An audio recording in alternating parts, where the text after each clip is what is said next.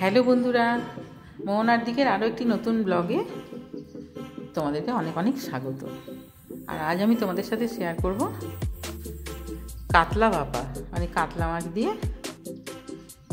ভাপা। হ্যাঁ, তো এটা কাতলা মাছ শুধু না, এটা রুই মাছ দিয়েও হয়, আর ইলিশ মাছ দিয়ে তো হয়ই। হ্যাঁ, ইলিশ মাছের ভাপা তো হয়ই। তো এটা কিন্তু কাতলা মাছ দিয়ে অসাধারণ কিন্তু হয় এই রান্নাটা।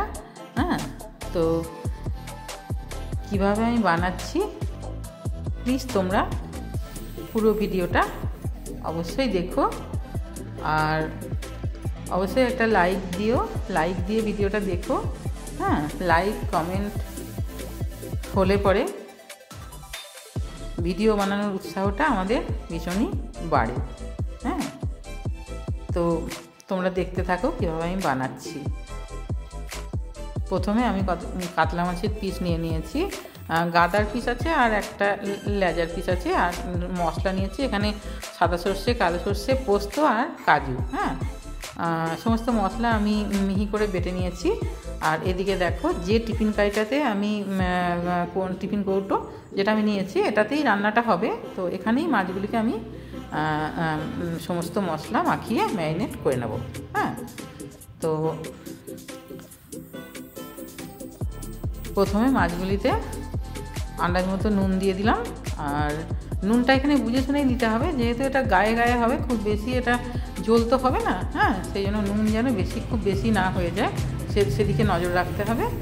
আর দিয়ে দিলাম হলুদ গুঁড়ো, দিয়ে খুব ভালো করে মাছের গায়ে মাখিয়ে নিচ্ছি। আর একটু ভালো করেই মাখাতে হবে যাতে নুনটা ভালোভাবে মাছের মধ্যে ঢোকে আর কি।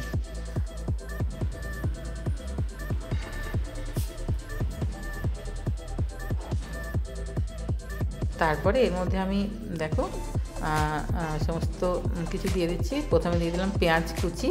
হ্যাঁ, পেঁয়াজ কুচি দিলাম, আর দিলাম টমেটো কুচি। এখানে দুটো পেঁয়াজ ছিল, দুটো পেঁয়াজ, মাঝারি সাইজে দুটো পেঁয়াজ আর একটা টমেটো। হ্যাঁ, এগুলিকে খুবই ছোট ছোট করে কুচি করে রেখেছি, আর তার সাথে ধনে পাতা কুচি। হ্যাঁ, দিয়ে দিলাম।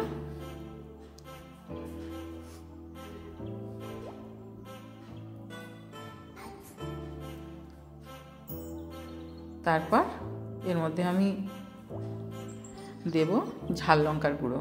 হ্যাঁ, ঝাল লঙ্কার গুঁড়োটা এখানে যে যেরকম ঝাল খায় সে সেরকম দেবে।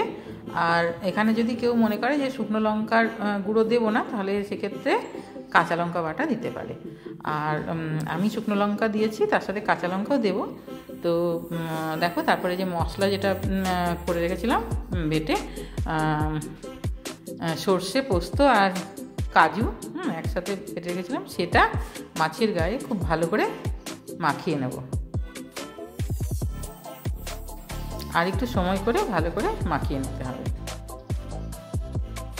মাছের এপিট ওপিট, যাতে মশলাটা ভালো করে লাগে।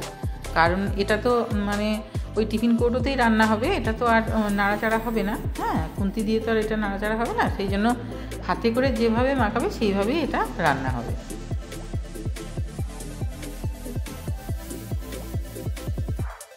তারপর আমি এর মধ্যে দিয়ে দিচ্ছি 1/2 চামচ চিনি, খুবই কম। হ্যাঁ, চিনিটা দিলে এখানে টেস্টের ব্যালেন্সটা ঠিকঠাক হবে, কিন্তু কেউ যদি মনে করো যে চিনি দেবো না, সেক্ষেত্রে নাও দিতে পারো। হ্যাঁ, কোনো অসুবিধা নেই। আসলে আমরা একটু রান্নাতে চিনিটা ব্যবহার করি, তো সেই জন্য অল্প একটু দিলে মনে হয় যেন টেস্টটা ঠিকঠাক হয় আর কি। হ্যাঁ, আর খুব ভালো করে মাখিয়ে নিতে হবে। এবারে এটা আমি 15 মিনিট মতো রেখেছিলাম, কারণ আমার খুব বেশিক্ষণ রাখার মতো সময় ছিল না, আমাকে তাড়াতাড়ি রান্নাটা করতে হয়েছে। তোমরা কিন্তু ম্যারিনেট করে মোটামুটি 25-30 মিনিট মতো রেখে দিলে খুবই ভালো হয়। হ্যাঁ, খুবই এটা ভালো হবে। ম্যারিনেট জিনিসটা যতক্ষণ করে রাখবে ততই ভালো। তো প্রথমে দেখো, আমি ওই বড় চামচের 1.5 চামচ মতো তেল নিয়ে প্রথমে আমি মাখিয়ে নিয়েছি। তো এখানে তেল খুব বেশি লাগবে না, আর এখানে সর্ষের তেলটাই কিন্তু লাগবে দিতে। হ্যাঁ, সর্ষের তেলের যে একটা ঝাঁঝ আছে এই সর্ষের তেলটা দিলে টেস্টটা কিন্তু যে কোনো ভাপারই ভালো হয়। এবারে এমনিতে যখন আমি রান্না করি মাছ বলো কি মাংস বলো সাদা তেলেতেই কিন্তু করি, হ্যাঁ, কিন্তু এখানে সর্ষের তেলটাই লাগবে। আর প্রথমে আমি 1.5 চামচ মতো দিয়েছিলাম, হ্যাঁ, আর তারপর আরও 1/2 চামচ মতো দিয়ে দিলাম, মানে এখানে মোটামুটি বড় চামচের 2 চামচ মতো তেল দিলে হয়ে যাবে। হ্যাঁ, এবারে খুব বেশি তেল এখানে দিতে লাগবে না। হ্যাঁ, ওই জন্য যারা একটু তেল কম খায় তাদের জন্য কিন্তু এটা ভীষণই পারফেক্ট। আর দিয়ে দিলাম ওই মশলার বাটি ধোয়ার জল একটু। এবারে তোমরা আরেকটু জলটা দিতেও পারো, হ্যাঁ, যদি বলো ভাবো যে একটু মানে একটু রাখবো জল তাহলেও সেটাও করা যেতে পারে, কিন্তু আমি এখানে একেবারে মানে মাখো করবো বলে কম জল দিয়েছি। আর তারপরে আমি কাঁচা লঙ্কাগুলি দেখো 2 খণ্ড করে চিড়ে রেখে দিয়েছিলাম, সেগুলি দিয়ে দিচ্ছি। কাঁচা লঙ্কার ঝালটা তো হবেই, প্লাস আবার কাঁচা লঙ্কার যে একটা সুন্দর গন্ধ সেটাও কিন্তু এর মধ্যে তরকারির মধ্যে মানে যে ভাপাটা কাতলা ভাপা সেটার মধ্যে যাবে। হ্যাঁ, তারপরে আমি এটা ঢাকনা বন্ধ করে ওই 15 মিনিট মতো রেখে দিয়েছিলাম। এবারে তোমরা বললাম তো মোটামুটি 25-30 মিনিট মতো রেখে দিলে খুব ভালো হয়। তারপরে দেখো একটা কড়াইয়ে জল গরম হতে দিয়ে দিয়েছি। আর আমি যে টিফিন কৌটোটা নিয়েছি এটা মানে একটু হাইটটা অত বেশি না, একটু ফ্ল্যাট টাইপের, তো সেই জন্য খুব বেশি জল দেওয়া যাবে না, কারণ খুব বেশি জল দিলে টিফিন কৌটোর ভেতর যদি ঢুকে যায় জলটা ফুটে ওঠার পর তাহলে কিন্তু হবে না। হ্যাঁ, সেই জন্য জলটা একটু বুঝে শুনে দিতে হবে, যেরকম কৌটো নেবে সেরকমভাবেই জলটা দেবে। তো দেখো আমি এবারে কৌটোটা বসিয়ে দিলাম, জলটা ফুটছিল, এবারে কৌটোটা আস্তে করে বসিয়ে তারপরে ঢাকনাটা বন্ধ করে দিলাম।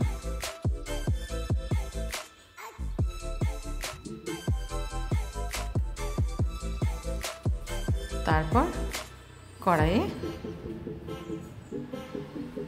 কড়াইয়ের মধ্যে একটা ঢাকনা দিয়ে দিচ্ছি, যাতে যে ভাপে যে রান্না হবে কাতলাটা কি বলো ওপর দিয়েও যাতে ভাপটা ঠিকঠাক থাকে, সেই জন্য ঢাকনাটা দিয়ে দিলে এটা খুব তাড়াতাড়ি হয়ে যাবে আর কি সেদ্ধ। এবারে আমি এটা মোটামুটি 25 মিনিট মতো রেখে দিয়েছিলাম লো আছে। হ্যাঁ, এবারে মাছ অনুযায়ী এবারে আমার মাছটা মিডিয়াম সাইজের ছিল, তো যদি আরও একটু মোটা সাইজের কি একটু বড় সাইজের হয় তাহলে কিন্তু আরও বেশিক্ষণ রাখা যেতে পারে। হ্যাঁ, আর তার বেশিক্ষণ না, 1 ঘন্টার মানে বেশি এটা রাখা যাবে না। আমি 25 মিনিট মতো রেখে দিয়েছিলাম লো আছে। তারপর দেখো ঠান্ডা হওয়ার পর ঢাকনাটা খুলেছি, আর কি অপূর্ব দেখতে হয়েছে। অপূর্ব শুধু দেখতে নয়, এটা কিন্তু খেতেও হয়। হ্যাঁ, দেখো আমি এমনিতে না মাছ খুব একটা পছন্দ করি না, মাছ আমার খুব একটা ভালো লাগে না খেতে ছোটোবেলা থেকে। এবারে মাছ আমি রান্না করি আমার মানে বাড়ির সবার জন্য, আমার ছেলে মেয়ে, তারপরে আমার হাজব্যান্ড যখন ছিল অনেক রকমের মাছ রান্না হতো, কিন্তু খুব বেশি যে মাছ খেতে আমার ভালো লাগে সেরকম নয়। হ্যাঁ, তো খেতাম আর কি, মানে খেতে হবে বলেই খেতাম, কিন্তু তবে এই মাছের যে রান্নাটা কাতলা ভাপা রান্নাটা কিন্তু আমার খেতে ভীষণই ভালো লাগে। হ্যাঁ, এমনিতে যেমন অনেকেই আছে মাছ ভাজা পছন্দ করে, আমি সেটা আমার ভালো লাগে না খুব একটা। তো দেখো কি অসাধারণ দেখতে হয়েছে, আর এটা খেতেও সেরকম অসাধারণ হয়। তোমরা অবশ্যই বাড়িতে ট্রাই করবে, সবাই রান্না করে সবাইকে খাইও। হ্যাঁ, আর আমার রেসিপিটি যদি ভালো লাগে তাহলে অবশ্যই একটা লাইক দিও, কমেন্ট করো, আর আমার চ্যানেলে যদি নতুন বন্ধু হয়ে থাকো তাহলে চ্যানেলটা অবশ্যই সাবস্ক্রাইব করে দিও। আর সবাই খুব ভালো থাকবে, দেখা হবে আরও একটি নতুন ব্লগে।